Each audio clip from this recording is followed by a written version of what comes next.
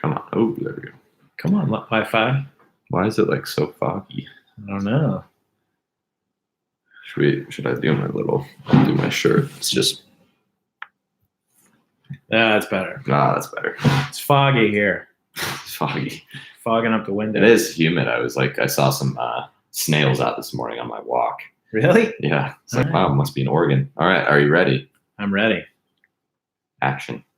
Welcome to the Fast Cat Podcast. I'm your host, Frank Overton. Some call me the Big Cat. And as always, I'm joined by Jackson Long. Hello again. It's another Thursday. It's Podcast Thursday. I wonder what episode this is, like number-wise. I mean, we're probably up to almost 100, I would guess. We've been podcasting for just over a year now. Almost every week, so that's 50 something, 60 something. Mm-hmm. Wow. I think we took a couple of breaks in there. So this is maybe episode 49. It's pretty legit. Today we are talking about FTFP, specifically hashtag FTFP and the origins of it and how we came up with that expression and what we're really talking. So for those of you who haven't heard us say that, that is follow the plan. Yes. Keep it, family friendly. Family friendly. What we're really talking about are good training habits. Mm-hmm. And FTFP, the origins, just the backstory before we get into it, comes from the Veluminati, the rules. Rule number 5 is HTFU. And one day in our forum, someone was asking a question, and it clearly the answer was just follow the plan, which became a common theme over the 2.5 years that I moderated our forum. And someone said HTFU, and then another person, this is all on Facebook where you can kind of joke and stuff. And someone said, cited the rule number 5, and I looked it up, and lo and behold, it's HTFU. And for those of you who are a little bit older, which is harden the F up. For those of you that didn't know. And if you really want to see where HTFU comes from, go to YouTube and search HTFU. You'll come up on Ronnie John's viral HTFU video. He's a comedian in Australia. It's pretty funny if that's your kind of humor, and it made it into the rules. Yeah, Frank just showed it to me this morning before we started recording. I hadn't seen it. I mean, I've heard of HTFU, of course, but I just didn't know that that's where it kind of originated. And yeah, it's a great video. I highly recommend it. And it really is the same theme of FTFP, and it's really it's fun to say to a lot of athletes that ask a lot of questions. But I'm a nice guy, and I don't want to come off like as a jerk or anything. And that's why we're podcasting about it now, so we can explain it so that you all understand and get where we're coming from, and I hope learn from it, because a lot of it does come from developing good training habits. Yep. I think that FTFP is just a nice, simple kind of instant hit explanation and reminder of this kind of broader topic of what we're going to talk about today, which is, being a good athlete in general, but also just creating habits and routines and systems for success. That's right. Setting yourself up for success. And so you can always just, write it on your hand, write it, put it on a little sticky note in your bathroom or whatever you need. Just FTFP. I think it's just like a nice reminder to just keep following the plan. And hey, as you guys know by now, probably I like to get a little bit philosophical Jedi style. FTFP, following the plan, that can apply to so many different levels of our life, not just cycling so much or athletics, but just there's a lot to be said about setting up routines and having, like I said, systems in place to, live your life in a way that is intentional and meaningful and effective and efficient, Absolutely. So, I think you see a lot of people that have had success in cycling, and they're just kind of successful in life. Right. And We used to have a joke where you could look at like when an athlete checks into a hotel, how their hotel room looks 3 hours later is a good indication of how successful they're going to be at the race. Yeah. People that, are organized and, don't let their bag explode. That's why I was like, didn't do that well at Oat Root. Our shit was in a pile. Our room was a mess. It was a mess. Yeah. Very unorganized. Yeah, we were not. We didn't FTFP the Oat Root. No. We were successful. We had fun. Yeah. That's the most important thing. But anyway. But getting to your write it on the mirror handlebar thing, we, in honor of this podcast and in honor of the expression FTFP, we have made some FTFP t-shirts. Whoa. They're FastCat branded. They're on our website. If you go to the training plan section, you can buy one. It's got a logo like this on the or like this. Yep. On the front was this front left breast side, and on the back it's got hashtag FTFP in varsity font. Nice and clean and simple. Yeah. And so you can buy them on our website. We'll ship them to you. They're $20 and then $4 for tax and shipping. And what you also don't know, this is my 15-year-old daughter's summer job. Whoa, to ship them out. Nice. She's the customer service representative. Yeah. Man. She's going to fill all the orders and answer all your questions and handle the returns and just make sure you get your t-shirt nice and fast. And we're going to teach her how to FTFP awesome this summer. Yeah. I mean, hey, there's a plan for everything, including stamps.com, making shipping labels and putting a nice little note in there. Yeah. There's so many ways you can apply FTFP. I love it. It is. It's a good expression. So before we get into the podcast, I want to read you all the review of the week. That's new. We're going to start doing that. And our review of the week is from Rebecca. She was on the hill climbing intervals plan. And she says, "This was my first training plan by FastCat Coaching I've followed. I just finished this 6-week plan and PR'd my chosen climb by 5 minutes with less than optimal wind. While following all the workouts, she FTFP'd. I have also PR'd almost all the climbs around me without even trying. I am almost in disbelief in how much faster this training plan has made me! Exclamation point. It's crazy. I wasn't really sure if this plan would actually make me faster, but it works, I promise. I followed it by going off of heart rate since I don't have a power meter. So if you don't have a power meter, it's not a deal breaker. 10 out of 10, I highly recommend this coaching service. It's an incredible price and it works. Thank you, Rebecca.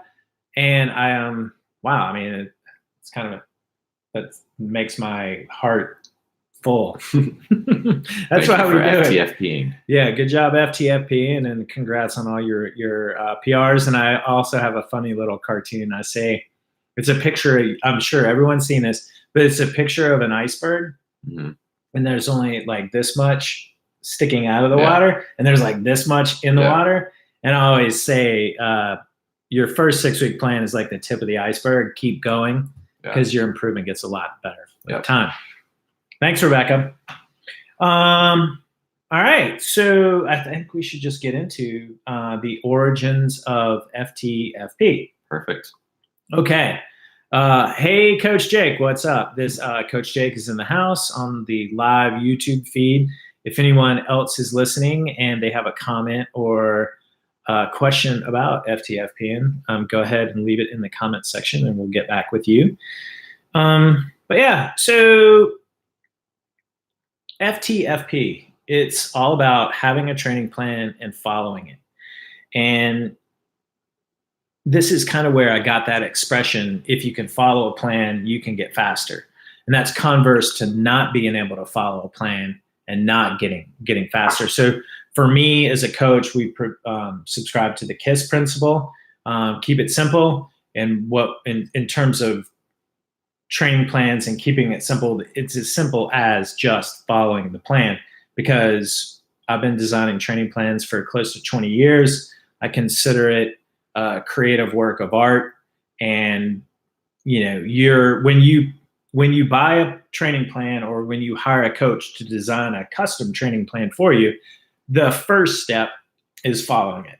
And until you get past that, that's going to be the main thrust of, coaching or your goals or something like that. And so, being able to get faster is based on being able to FTFP. And I think it's also related, I think, to if it's a lot easier to follow a plan that is simple rather than like super overly complicated. That's right. Unnecessarily so. And so I'm sure through your experience you probably hit the 10,000 hour mark by now. Maybe. Of designing training plans. But like you've gone through so many different, levels and different athletes and sports and stuff. And so I'm sure that having that experience of knowing how simple to make it or how complicated to make certain days and certain workouts plays it a lot into being able to effectively follow the plan. Yeah. I think we've all heard of the kitchen sink workout where it's do 3 reps of 2 minutes up a hill at 44 cadence. And then, then take do 30 seconds off before going into this pyramid, in parentheses, 4 by 60 seconds on, 20 seconds off as part of this other pyramid. It's like that, where you have to write it down on a piece of paper. Like that is just ridiculous, It is. And, the 10,000 hour mark, I mean, I might have a few kitchen sink workouts. I just didn't find them very effective, nor were they sustainable long term. Really, training is simple. It's just good old fashioned hard work. We tell you to ride the bike. Yeah.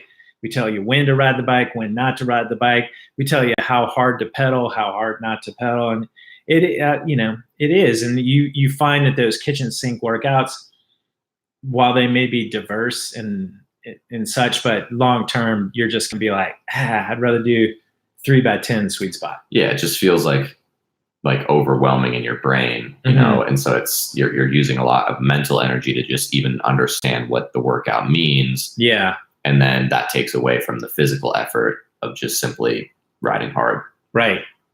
Or just getting out there on your bike and concentrating on working hard versus following the plan. Yeah. So if there is such a thing, I guess now that we bring it up, of making the plan too complicated so that FTFPing is difficult. So the training plan has got to, I think, you want to make it simple. Set the athlete up for success. Right. Because it's something I'm sure, we'll probably talk about later in the episode, and we've talked about before on the show, is just how like eliminating all these extra variables and stressors and, kinds of like roadblocks within your life to just like have the focus, the singular focus on training for a race. Like it just makes, and it goes for life in general, it just makes everything so much more clear. You have a lot more clarity. You just feel a lot more calm and able to execute on the workout or the race or whatever it is. If you have all these other things going on and you have, you're trying to juggle a million balls in the air, it's just going to feel like too much work when in reality, it's actually not that much work. Right. Yeah. Right. I mean, we're a big fan of over-unders and crisscross workouts, and the way that those happen in the workout builder of Training Peaks, they get kind of complicated, and a lot of athletes focus on doing that work correctly. Whereas what we're really just trying to do is show you that you're trying to mimic like a surge in the Peloton or a switchback where it gets steeper or things like that. So a lot of people are like, did I do the workout right? I'm like, well, in concept, yes. But, so what if you did 30 seconds accidentally instead of 45? Yeah. It really doesn't matter. But yeah, just keep it simple. And keep it simple, work hard. Yeah. So so now you're on board with FTFPing, and what does it take? And I took some time to outline some bullet points for you all. We'll just go through them now, and then we'll talk about them. FTFPing takes planning, takes commitment, sacrifice, dedication, and this doesn't fit in with the theme, but plan your vacations around your season. There's that. Time management, life balance, having your ducks in a row. And then finally, having the mindset that you're going to follow the plan. And that's going to come into play when it's blizzarding, when you've had a tough day, when you're tired, when the going gets tough, things like that. And so a lot of it's just mindset. And I'd argue that that's probably the fundamental corner or keystone piece of this whole thing. If that isn't at the the pinnacle of the pyramid, everything else kind of falls apart, because like if you don't have that mindset or just that commitment to yourself that, okay, I'm going to follow this plan, everything else kind of falls apart. You know what I mean? Ken Wolf asks, how do you make structured training fun when you are a pot smoking hippie? I guess this is YouTube. Yeah. Can't, I mean, what can we say? Weed is legal here in Colorado, but I do not like it, nor do I partake in that. Yeah. We don't recommend that for. That's not part of a winning in the kitchen. That's not part of following the plan. Okay, so let's go back and let's break all those points down. Planning. I think we're not talking about having the plan in place, although that's step number one. It's what we were talking about this morning with Coach Brandon. It's going to bed at night and then knowing exactly what you're going to do tomorrow. And planning, and then planning out on Sunday night or Monday morning what your week looks like on the calendar. That's right. Having obviously having the training plan days set, but also all of your other stuff, your work, your school, your picking up your kids, or going to the grocery store, all these things, like how they fit into your calendar and how you plan it so you don't get overwhelmed, so that you can go to bed the night before and just know exactly what you're facing the next day. Yeah. It could be planning to do your grocery shopping run on Sunday afternoon so that you don't have to do it on Tuesday after work, so you can do your workout. Yeah. It could be getting up earlier in the day to get your day started at work so you can carve out your hour a day to train. We could do a whole podcast on that, but it's planning to follow the plan. Like a lot of, and that, like weather, like that's not really a thing right now because finally spring has arrived.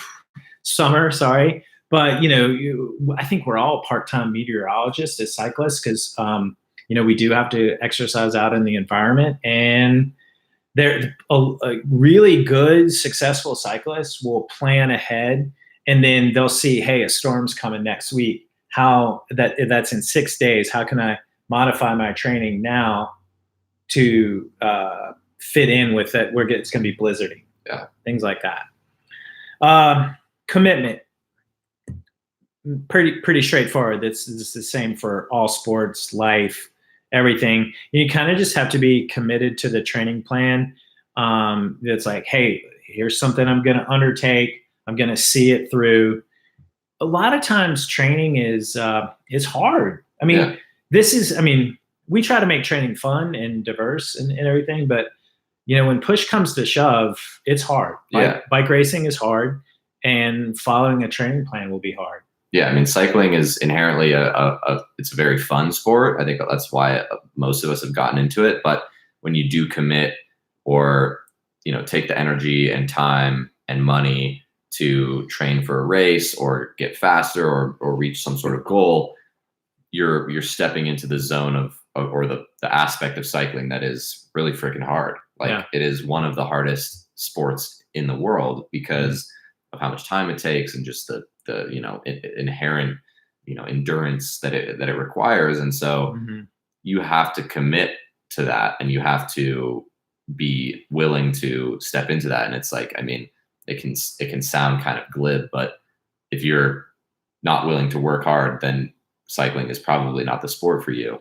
Because it's just it's a really demanding sport in terms of time and energy and strength and money and all this stuff.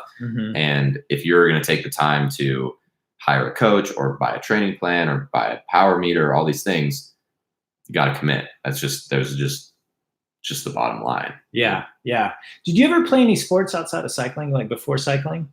I mean, I played, soccer and t-ball as a young kid, but I mean, I started bike racing when I was 12, and so it was like, So t-ball, was it hard? I mean, I don't really remember it that much. I mean, it was like, I guess, I mean, What about soccer? yeah, I mean, I don't know, like 5 to 10-year-old soccer. It's not like, I wouldn't really say it's hard. Where It's I'm different. going with that is, so like I played basketball Yeah. in middle school. It was fun. I liked it. It wasn't hard. Yeah. You missed the shot, but then you go back on Yeah. defense, Yeah. and it was never like hard. Not like cycling. Yeah. Like cycling, like there's no missing a shot in cycling. Right. You gotta keep going. And I mean, I also grew up cross country ski racing alongside cycling because I lived in a place where you couldn't really ride bikes in the winter. And so a lot of these sports like cycling or, cross country skiing or running, they're very individualized sports. Mhm. Like the onus is on you to do the training, to do the work, to race, to do well in the race. And so I've always been attracted to that. I've always been attracted to, really hard, suffering and adversity in a sport, but that where it's like, it's up to you. It's all in your control, basically, as for the most part. And so, I mean, that's cycling, It is. And it's hard. And so when you follow a plan that is hard, you may not realize it at the time, but you are training yourself, your mind, to be able to rise to the occasion when it's hard in racing. Yeah. You can't just flip a switch in a bike race and go hard. You have to have done that in your training during intervals. You have to have had that moment in training where you bear down, grit your teeth, call it biting the stem, and you dig in mentally and you just push through it. And that's what FTFP is when it comes to those hard moments in a bike race. Yeah. I mean, it's like that famous, I think, Greg LeMond quote or whatever, doesn't get any easier. You just go faster. That's right. I love that quote. It's great. I mean, It just sums up cycling in a nutshell. Yeah. Okay. Before we move on, the same guy that heckled me for being a pot smoking hippie asks, doing strength stuff outside of cycling, gymnastics, boxing, weights. This is primo FTFP. Yeah. And we get asked a lot of this question, what about this? What about that? And if it's not in the plan, don't do it. Yeah. And we even did a podcast on strength training. Should I strength train? It's like, no, FTFP. And you don't need to worry about all this. You've just paid an expert to tell you exactly what to do. And if it's going to make you faster, we're going to tell you to do it. I mean, we're not holding back anything. There is a time and a place for strength training and all that. But a lot of people will ask, should I run? Should I, lift weights? And it's like, nope, if it's not in the plan, don't do it. It's really as simple as that. Yeah. So that's a good FTFPer. From a pot smoking non-hippie. And like, I mean, you have to ask yourself what your goals are. I mean, I think that is a big part of this. It's like, well, if your goal is to actually, do well in this race and actually get faster on the bike, like you have to follow that plan. And it's just kind of again, you have to keep it simple and those kinds of, it gets into the next point. It's just commitment to following the plan. And then this also, we're going to talk about this upcoming. It's trusting the plan. Yeah. It's trusting, the expertise of the person that has designed the plan for you. Yeah. Let's move on to sacrifice. But that's what I was kind of getting into. It's Okay. like you have to if you want to, do well in, say, the Crusher and the Tusher or Redlands or whatever race you're trying to build up to. You're probably going to have to sacrifice doing strength training or running or something you enjoy, something else that you enjoy. I mean, to a certain extent. I mean, also you have to, live your life to a certain extent too, but you just have to know that those things are going to take away from that. So yeah. And sacrifice is on so many levels. You hear about Olympic athletes and, they totally live this monastic style lifestyle. And that's kind of where our expression monk mode comes from. Monks are totally dedicated, to one singular focus. And I think a lot of athletes can learn from that. Sacrifice comes on a lot of different levels though, but it may mean not skiing. But for some people, they also can lose their minds doing that. That's true. That way. So you have to also self-experiment and life balance. Exactly. Yeah. Finding what is the right amount of sacrifice for you. I think we've mentioned this on the podcast before. There's a lot of really fast, miserable people out there. Exactly. And then there's a lot of very happy, maybe not so fast athletes out there. Like me. Like I'm very happy. Like I would be miserable. Like I've kind of been there and done that, the whole like super monk mode. And it's like, maybe I'll come back to it eventually, but right now I'm happy to go like for a bike ride when I feel like it, or, go for a run next day. And, I'm going to, go do some climbing after this. But like, I think it's, again, you have to, but obviously I don't have goals to win Crusher and the Tusher. If I was wanting to win Crusher and the Tusher, I would be following the plan exactly to the T, right, and doing nothing else, because that's what it takes to do that. So you have to really be honest with yourself about, okay, what am I willing to sacrifice to meet this goal? Right. Bike racing, traditionally is April through September. I have missed a lot of weddings and high school graduations, college graduations, because those occur like right around Memorial Day. Yeah. That's like a number one race weekend. Yeah. So sorry to my brother and sister, I've missed your graduation. Bad Frank. I did come to your wedding though. Okay. That's weddings. Important. Yeah. Anyway. So speaking of that, vacations, it's next up. If you choose a goal and, it's coming up, you may want to schedule your family vacation after that goal. So the same thing that might go with elective surgery, do all that stuff that interrupts training after the season. Yeah. Great time to take a vacation as a cyclist. As long as you're not a cyclocrosser, is the fall. Yeah. We used to make a joke, all cyclists get married in the fall. Yeah. Because you do your season, you get married, you go on honeymoon. I think that's how it is over in the World Tour. Oh, I'm sure it is. Yeah. And then you go back and you come back and you do your base training. Nevertheless, manage your vacation. And speaking of management, time management is it's an important life skill. Yeah. As well as it is for FTFPing. If you have a 2-hour ride, for instance, on a Saturday, and you have a soccer game that you need to take your kids to, and you also need to do this, and this, you're probably thinking, how does that 2 hours fit into my 10-hour day? And, as long as you don't let the day get away from you and you manage your time, you're going to be okay. But 2 hours, if you're not working on a Saturday and if you don't have too many family commitments, is not that big of an ask. And, if you don't get that time in, this just goes back to planning and commitment and sacrifice. Well, and also I think with like sleep too, and just general structure of your day, I think that it's easy to lose 2 or 3 hours a day, sort of, or daylight, because you sleep in or you go to bed super late. You're staying up watching Netflix or browsing your Instagram or whatever, and then you wake up later. You're super tired in the morning instead of waking up at 6 a.m. to do your ride. So that all comes into time management. How efficient are you during your day? Are you like hustling at work to get done a little bit early so you can get out and ride while there's still daylight, before you get home and have dinner with your kids and your family, whatever. And I mean, that this all ties in with everything, commitment and sacrifice. It's like you have to make that commitment and have that mindset of like, okay, this is what I'm going to do for this period of time.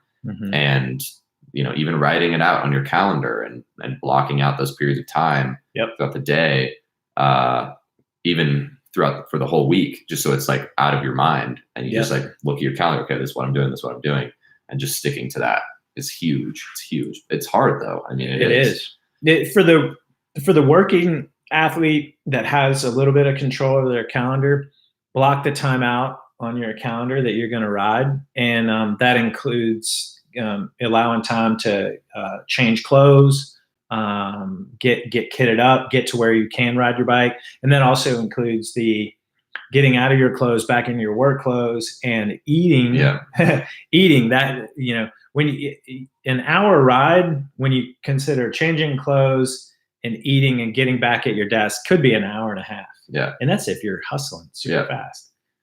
Sometimes that could, change to an hour and 45 minutes if you're get a flat, or if it's colder outside, it takes more, or that hour and a half takes longer if you haven't brought your food to work, haven't won in the kitchen, and now you got to go find food at a restaurant or something like that. Yeah. We'll get into that when we talk about recovery in the 8 successful habits of cyclists. I think we can quickly go through having your ducks in a row. We've pretty much covered that, but all of this comes back to having the mindset that you are going to follow the plan. And I tell people, I joke, I'm like, the training plan is the Bible. And this is for anyone that interprets the Bible literally. You follow the training plan. Like, I get a lot of questions a lot of times, should I do this workout tomorrow? And my answer is, if it's on the training plan, do what's on the training plan. It takes away the thought or the doubt of or if you're out on the bike, am I doing what's right? It's like, yes, follow that plan. You have someone standing behind that you can trust, that's going to give you the confidence to go through with that workout. There's nothing worse than getting out there on a workout. Should I do 2 sets or 3 sets? Yeah. It's just, you want to save that mental energy for the actual workout and the other things going on in your life. I mean, that's the whole purpose of having these plans, is so that you just don't have to think about it. Like the hard work has been done for you.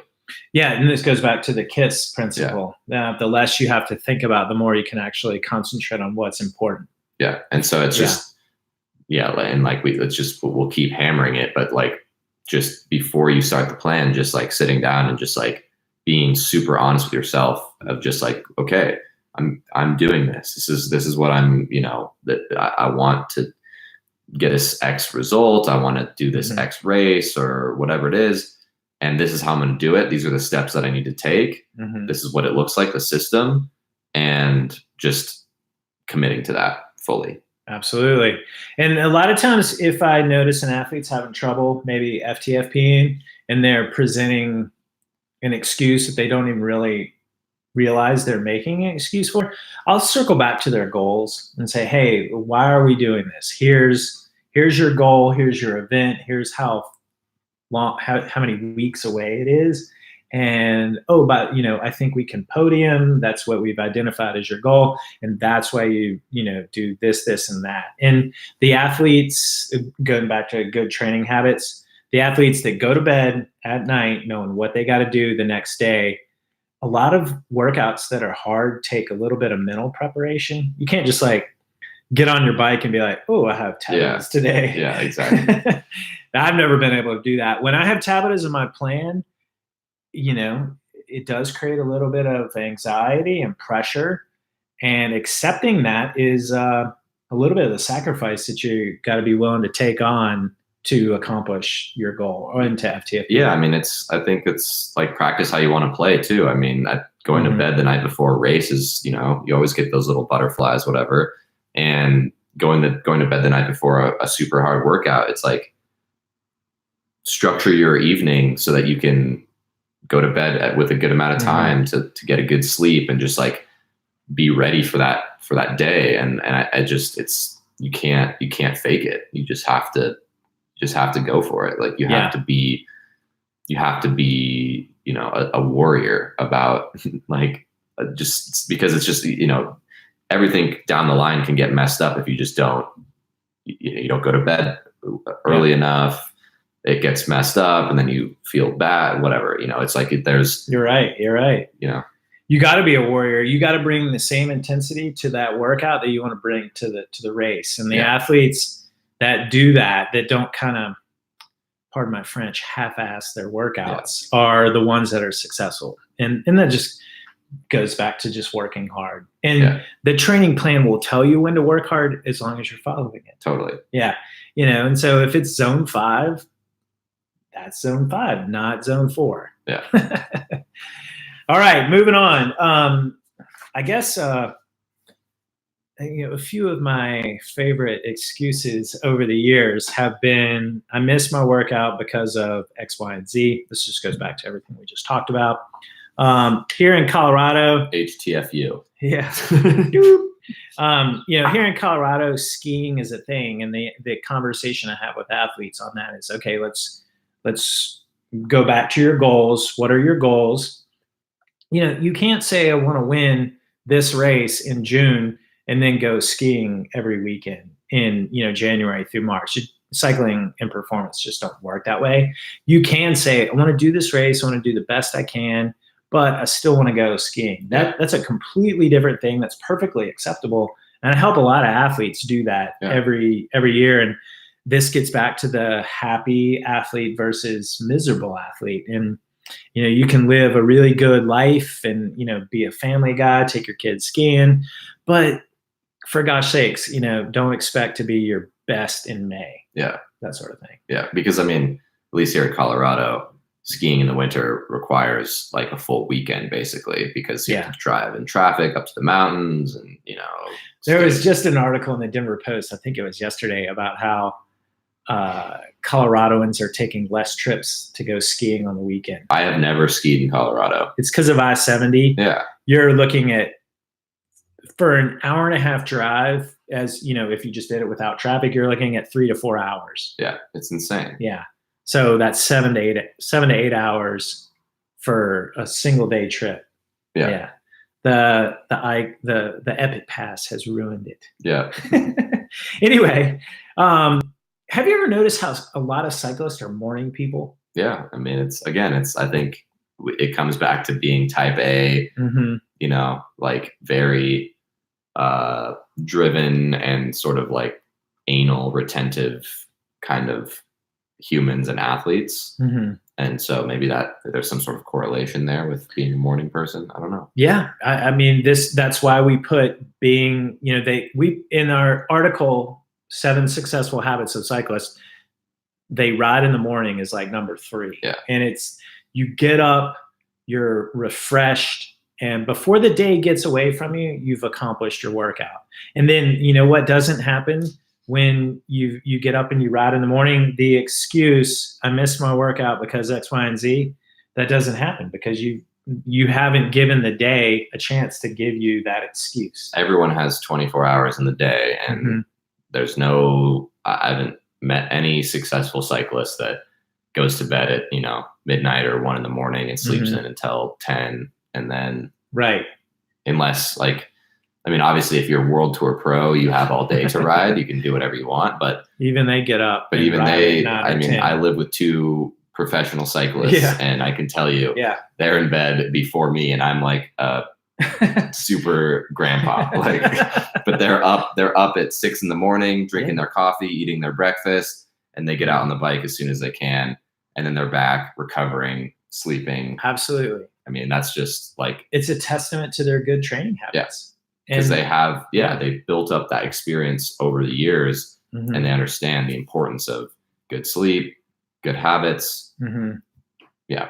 The afternoon is for recovering, not for riding. And then one of my favorite ones in Colorado is it was thunderstorming.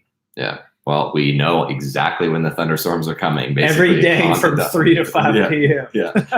Maybe even 4 to 6 p.m. Yeah. But when it's like that in Colorado in June and July, ride in the morning. Yeah. It is beautiful in the morning here. And, I got to give props to one of my athletes.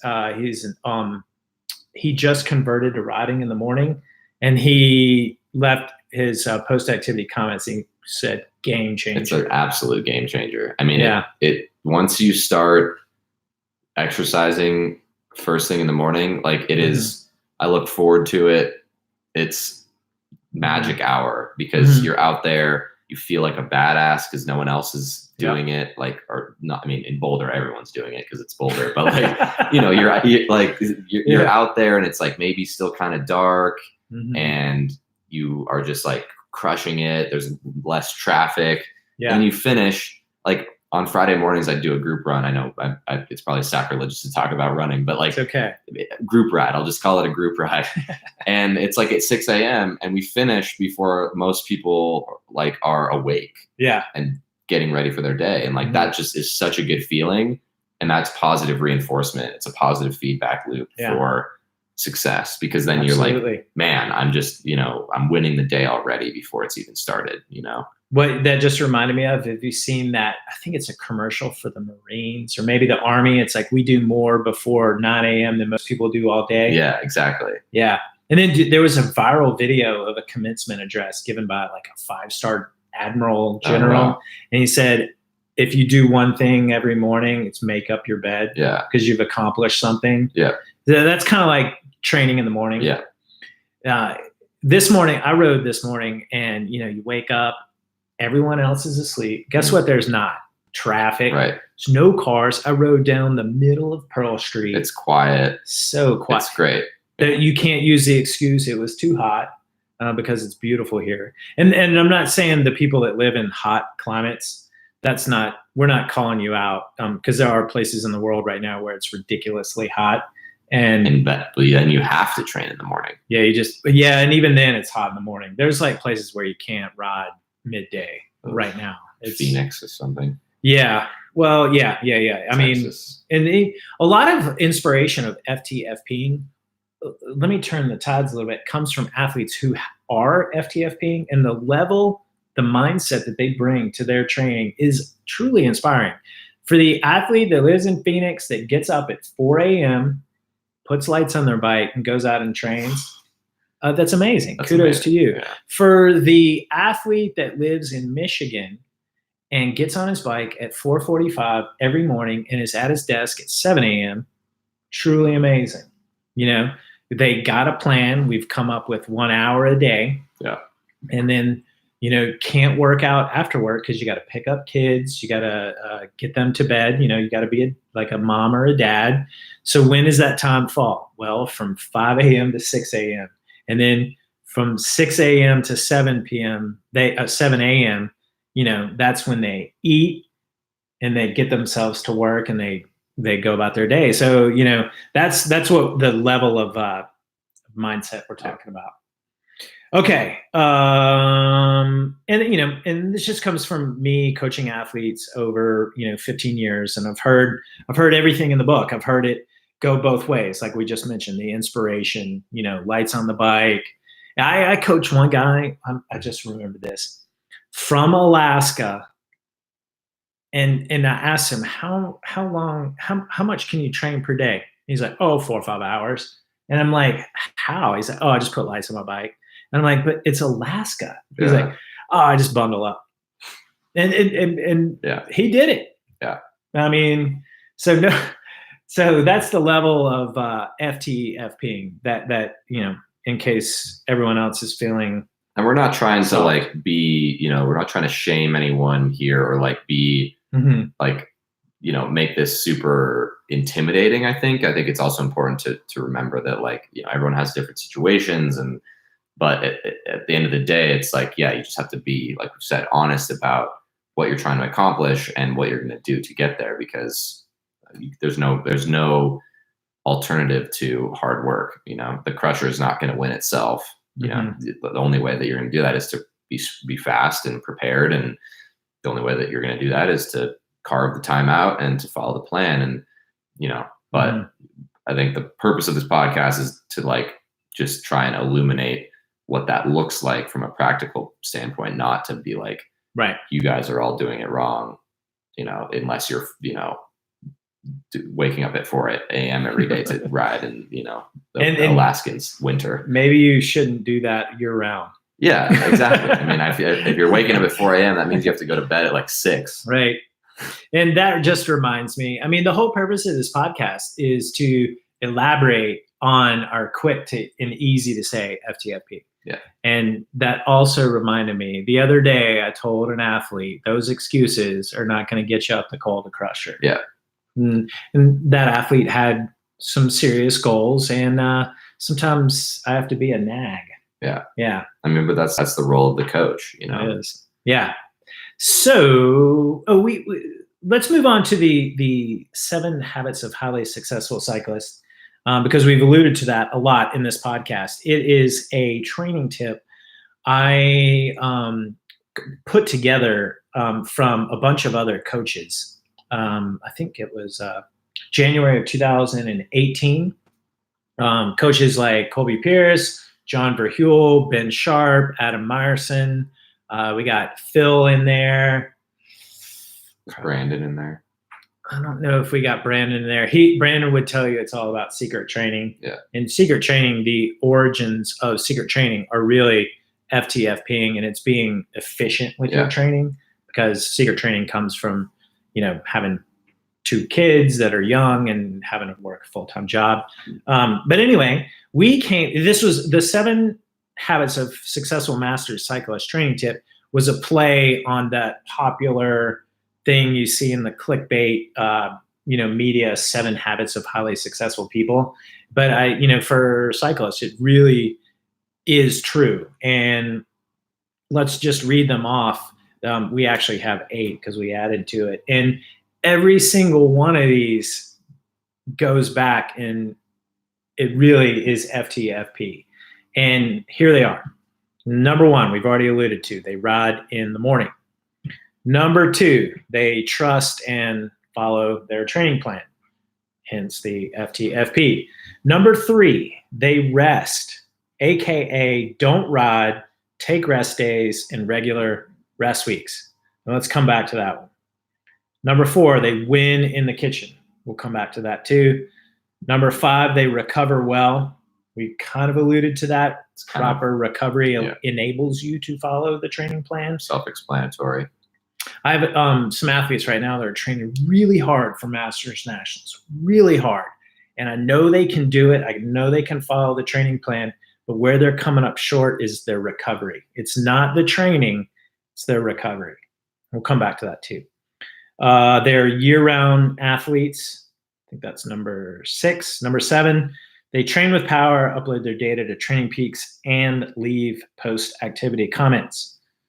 Number 8, they enjoy training, work hard, and set goals. And this goes back to, sacrifice and understanding I may want to go skiing on the weekend, and therefore I should not say I want to win X race in May, that sort of thing. That goes back to that. So let's circle back to those real quick. And, we already talked about riding in the morning and following the training plan, but they rest and don't ride. I see a lot of that with athletes. If your training plan says completely off, that means completely off. That does not mean coffee shop ride with your buddies out in the hot sun. Which turns into 2-hour ride, and then you have to get home and shower and eat, and pretty soon you're stressed and running around and feeling overwhelmed. These are built into the training plan, right? The rest days, and a lot of people, I think we've probably mentioned this in the podcast before, but I think one of the biggest mistakes that cyclists make, or athletes in general, is they go too easy on their hard days and too hard on their easy days. And that's right. As a result, because of not following they're in this band when they need to be in this band. Yeah. My dad's watching live from Nairobi, Kenya. Yes. That's awesome. Go Mike. That is incredible. Nairobi. God bless the internet. I know, it's crazy. So, along with the rest days, the way the training plan is designed, we talked about this in a previous podcast, the fatigue-dependent training plan design. Guess what you're going to have following a rest day? A very challenging, hard workout. And that's predicated on the fact that you took a rest day. And this goes into recovery. You need to recover. And I go so far as tell athletes what to do on their recovery days. Just because you're not on the bike doesn't mean you don't do anything related to your training. That's when you do your foundations, your Revo, glute activation exercises. That's where you do your yoga, grocery shopping, food prep. Yeah.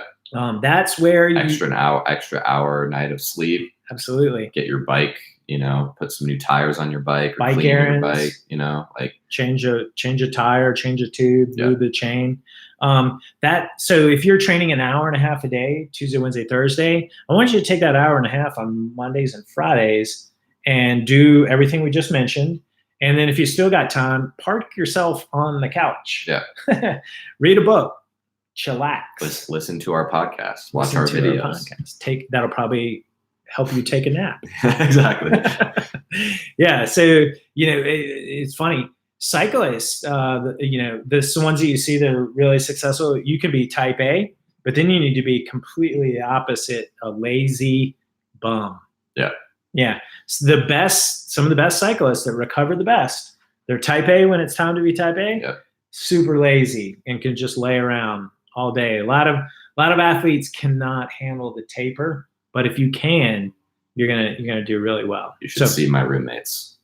Yeah. They're fairly lazy. That's what. And then when it's time to do the work, they do crush the work. 7-hour rides in the mountains like it's nobody's business. Yeah. Yeah. So you kind of have to be a on-off type of person. Okay. Winning in the kitchen. Winning in the kitchen. My favorite topic. Yes. Winning in the kitchen ties into recovering well, but it also ties into fueling your workout. And, this just goes to time management and planning. Planning to do your hard workout the next day goes all the way back to your nutrition, 24/7, 365, but most importantly, probably the 2 meals prior to that hard workout. If you see a 5-hour hard ride on Saturday, maybe not have a salad for dinner on Friday night. Or if you go to that fancy restaurant that's got the chef serve dainty plates, maybe order some extra carbohydrate with that dinner, or not go out to dinner that night and plan to have a really home cooked meal. And that would go all the way back to sacrifice. And have a nice, recovery meal basically prepped and ready for you for when you get back, so that you can just immediately have that. And if you want, extra credit, bonus points, you can also fit all this into your plan and on the calendar. It's like, okay, these days I'm gonna prep these meals and have this list. And we were just talking about the future of grocery shopping, but the latest thing is this like Amazon Prime delivery thing where they deliver food to your door. It's like, I was joking with another friend of mine the other day that it's like, there's going to be probably a time where I'm like at the top of Green Mountain after a run and be like, oh shit, I need to order my food. And like, it's at my house by the time I run back down, it's like, so there's literally no excuse now to not have, I mean, obviously not everyone lives near a Whole Foods, but that's just another type of plan to follow to have your food ready and making sure you're not under eating or overeating and choosing the right foods and all of that.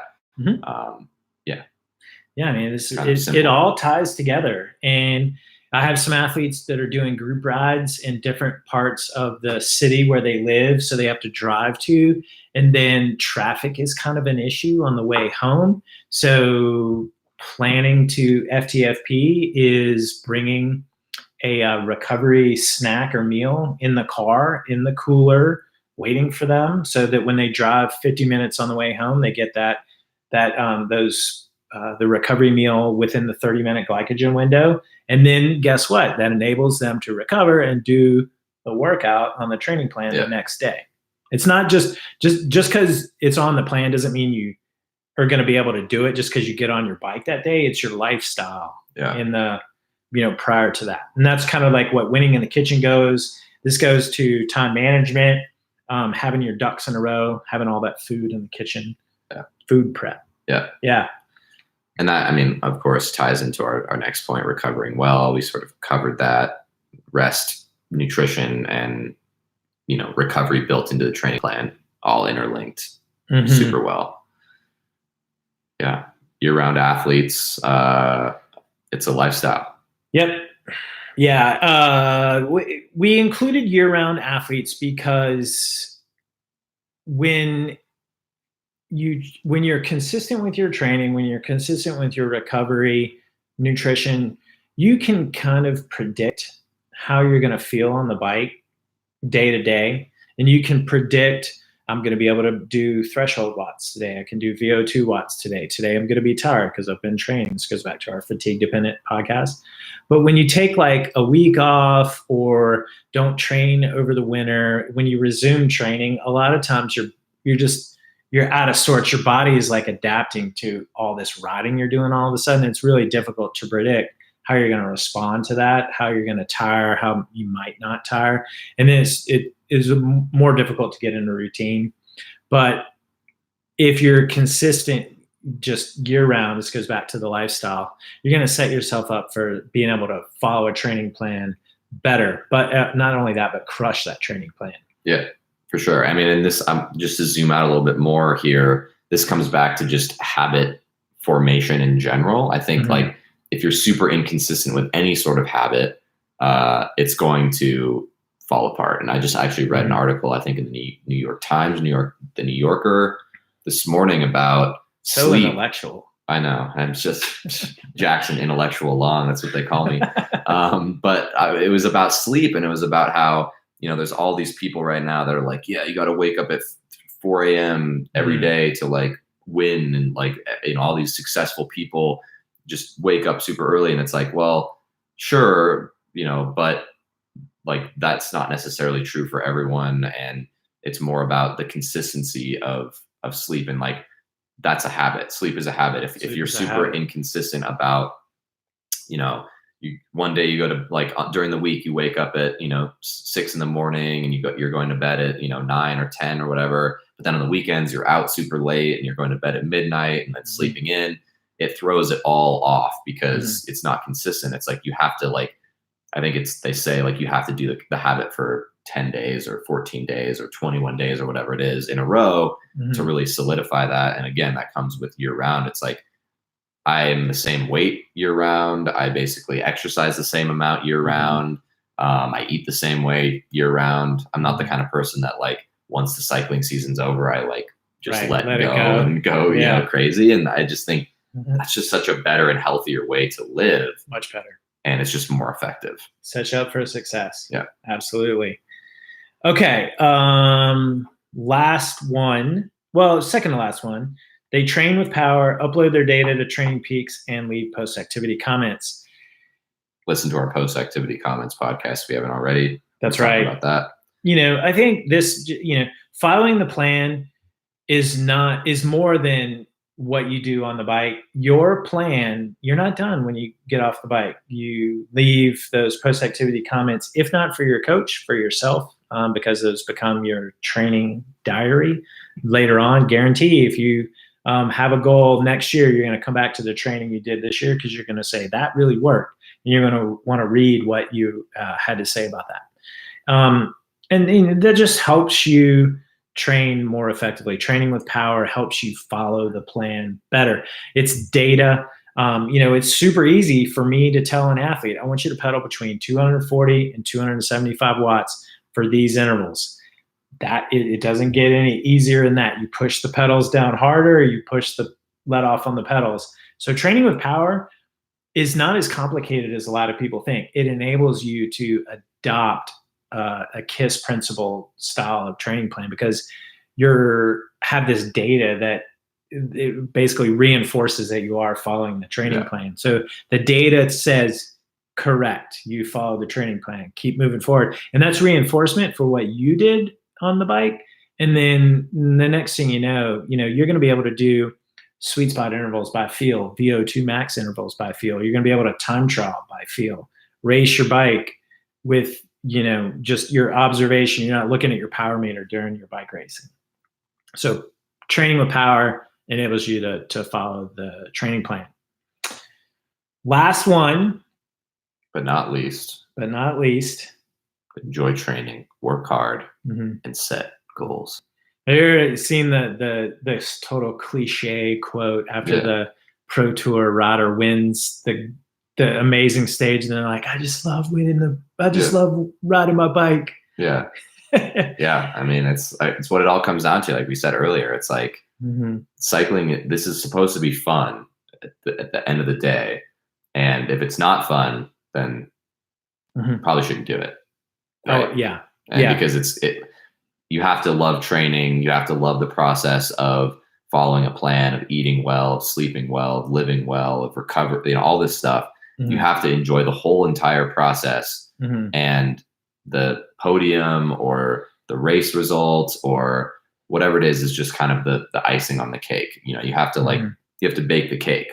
You have to enjoy that process of the hard work and the training and the goals, because otherwise it's just going to be like slamming your head against a brick wall for 12 months out of the year. No one's even going to do that for 12 months. Right. I'll do that for 3 months. Yeah, and then it'll fall apart. Right.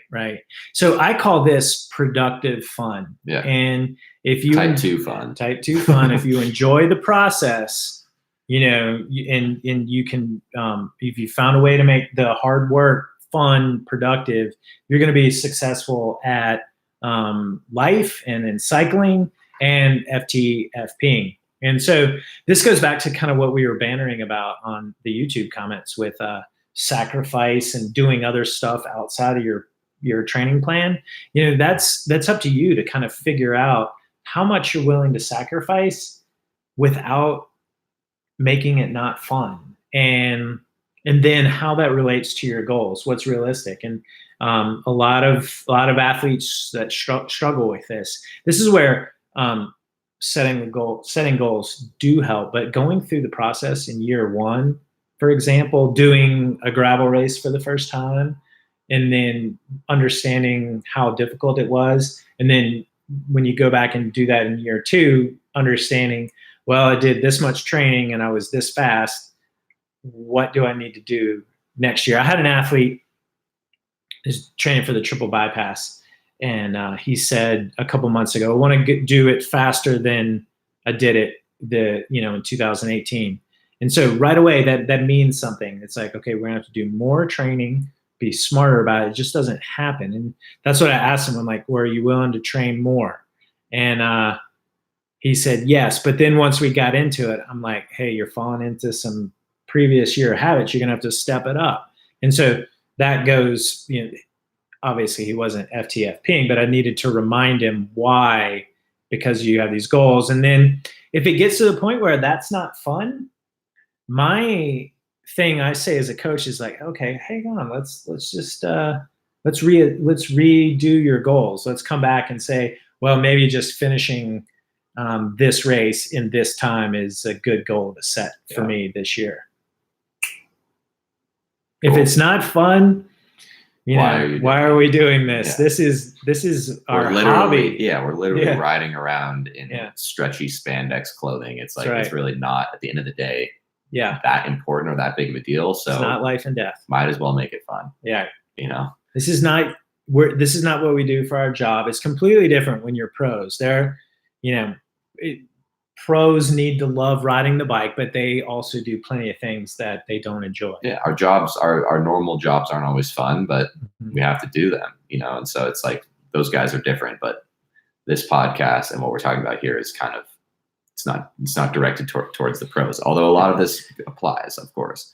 This is directed towards having fun. Yeah. And I've said for a long time, going faster is fun. Yeah, and it is. When I do a bike race and I go faster than I ever have before, that it validates all the hard work that you put in, all the VO2s, all the Tabatas, all the days that you train in the cold and the rain, and all the sacrifices you make and the commitment. It all kind of manifests itself on the day that the day that you have set your goal. And but even more, like, step back from that too. Like, there's nothing better than like just absolutely nailing those threshold, intervals up Flagstaff, when you're just so in that zone of just nailing it. You feel good. You're just in the flow of it, and you're just like, boom, like you're just knocking them out.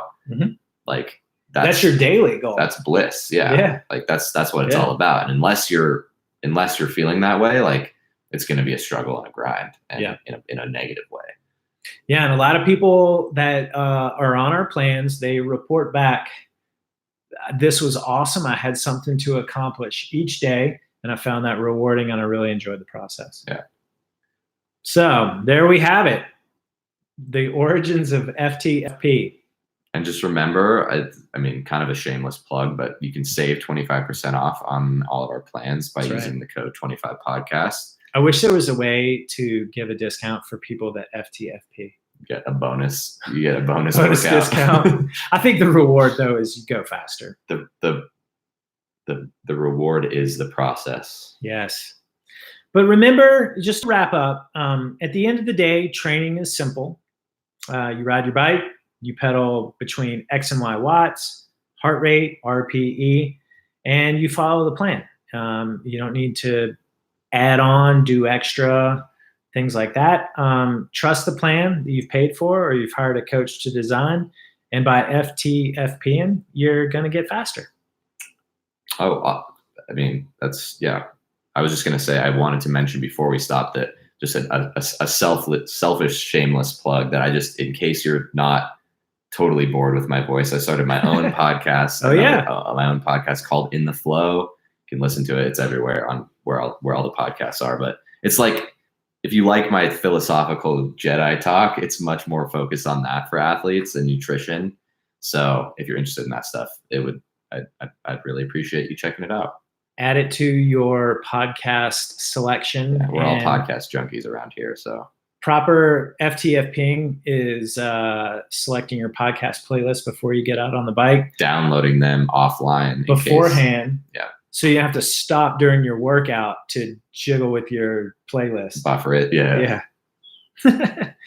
All right, everyone. Thank you so much for listening, for tuning in live, for your comments. If you have any comments about FTFPing or this podcast or any of our podcasts, go to our forum and leave them in our special podcast section. And we'll see you. Well, we'll hear you. Is that the proper term? You'll listen to us next week. Thanks, everyone. Bye. And cut.